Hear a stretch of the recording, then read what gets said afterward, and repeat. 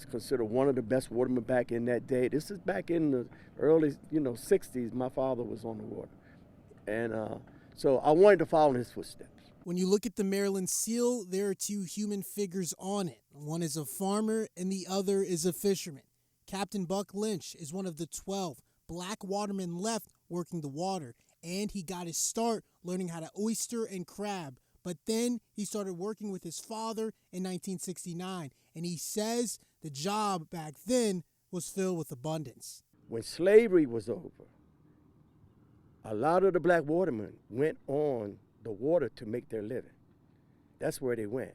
And it was plenty of oysters, plenty of crabs, and everything. That was before the MSX disease decimated the oyster population, according to Captain Lynch. He's been a waterman for 50 years. And he told me back in 1991, a boat inspector said he'd never seen a black captain from Maine to Florida, emphasizing the rarity. This boat, it wasn't rigged up for fishing or anything.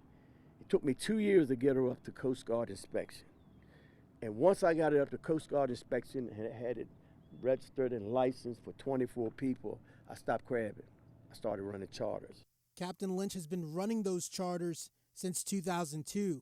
He claims, though, the fishing business is dying a slow death, and younger African Americans aren't getting into it. I would say that the youngest waterman left that's black, he's in his 60s.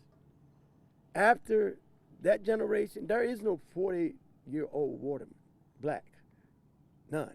Captain Lynch says while he understands managing the bay is difficult, he feels state regulations make it hard to convince younger generations.